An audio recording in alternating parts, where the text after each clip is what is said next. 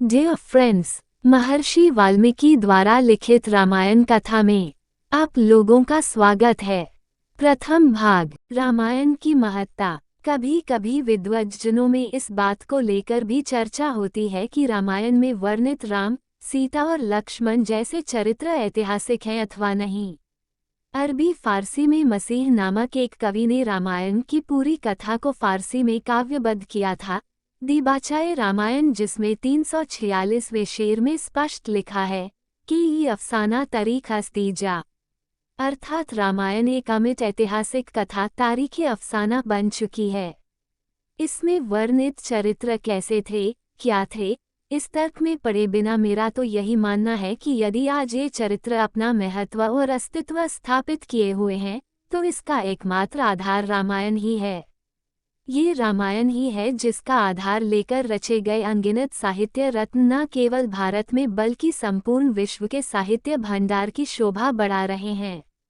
कई देशों के मंदिरों, स्मारकों एवं पूजा स्थलों में वास्तुमूर्ति, चित्र और संगीत के प्रदर्शन रामायण के जीवंत प्रभाव के साक्षी हैं। आदिकवि के काव्य की लोकप्रियता और व्यापकता केवल भारतीय सीमाओं में ही बंध नहीं रही अपितु विदेशों में भी इसका प्रभाव पड़ा। संस्कृत, पाली, प्राकृत, अपभ्रंश तथा समस्त आधुनिक भारतीय भाषाओं में रामकथा से संबंधित जिन ग्रंथों की रचना हुई है तथा एशिया के दक्षिण पूर्व तथा उत्तर पश्चिम के देशों एवं यूरोप के इंग्लैंड, फ्रांस, रूस, जर्मनी, इटली, डेनमार्क, स्पेन आदि देशों में जो भी राम विषयक साहित्य एवं सामग्री उपलब्ध है, उन सब का आधार पूर्ण अथवा आंशिक रूप से रामायण ही है। दक्षिण पूर्व एशियाई देशों की संस्कृति और ललित कलाओं पर रामायण के प्रभाव और अनुकरण को देखकर विद्वानों का विचार है कि संसार का बहुत सा भाग वाल्मीकि के महाकाव्य पर ही निर्मित है और अगर कोई गाथा है जिसे पूरा एशिया अपना कह सकता है, वह राम गाथा है। रामायण चाहे जब भी रची गई हो, लेकिन ये तो इस रचना का अद्भुत चमत्कार ही कहा जाएगा कि जब से ये रखी गई तब से लेकर आज तक ये साहित्यकारों के लिए अक्षय प्रेरणा का स्रोत ही बनी हुई है।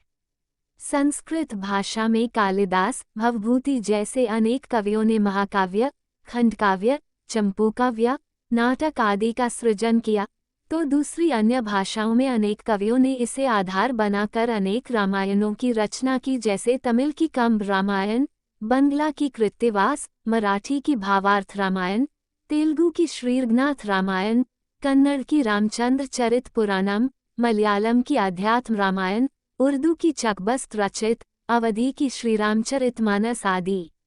आधुनिक युग में राष्ट्रकवि मैथिली शरण गुप्त का साकेत इसका सटीक उदाहरण है। साकेत में कवि ने लिखा है, राम तुम्हारा चरित स्वयं ही काव्य है, कोई कवि बन जाए सहज संभाव्य है। कहने का अर्थ है कि राम का चरित आज भी परवर्ती कवियों की प्रतिभा का मूल उत्स और प्रेरणा का स्रोत बना हुआ है। कवियों में की विद्वानों में विद्वान, सहृदयों में सहृदय, वैज्ञानिकों में वैज्ञानिक, ऐसी बहुमुखी प्रतिभा के धनी, समस्त भारतीय विधाओं के महान उन्नायक राजा भोज अपने चपू रामायण के प्रारंभ में राम कथा के चिरंतन आकर्षण की घोषणा करते हुए पूछते हैं, यदि भागीरथ की कठोर तपस्या से किसी प्राचीन काल में लाई गई गंगा के प्रवाह से चुल्लू भर जल लेकर आज तक के मानव अपने पितरों का तर्पण कर सकते हैं, तो भला हमें भी वैसे ही प्राचीन युग के ऋषि वाल्मीकि के द्वारा संसार में अवतरित की गई काया गंगा में निहित राम की अनंत कीर्ति गाथा में से थोड़ा सा अंश लेकर मानव जाति को आनंद विभोर क्यों नहीं कर सकता। युग युगांतरों से वंदित इस ऋषि के ऋषित्व एवं कवित्व पर सामान्य वर्ग एवं विद्वत्वर्ग दोनों ही नतमस्तक हैं। शताब्दियों बीत जाने पर भी रामकथा जनमानस पर अपना प्रभाव स्थापित किए हुए है, उनके जीवन का अभिन्न अंग बने हुए है। अलंकार के उद्भट विद्वान मम्मटाचार्य ने काव्य प्रकाश में काव्य का लक्षण देते हुए कहा है, काव्यम यशसेऽर्थकृते व्यवहारविदे शिवितृक्षित्ये कांतासंमित्योपदेशयुजे। अगर यश की दृष्टि से विचार किया जाए तो इस ग्रंथ और इसके रचनाकार को सर्वोत्तम स्थान प्राप्त है।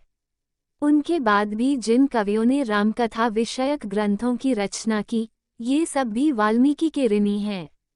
इस ग्रंथ को पढ़कर पाठक अपनी असंख्य कामनाओं की पूर्ति करता है, अतः अर्थ की दृष्टि से भी इस ग्रंथ का उत्तम स्थान है।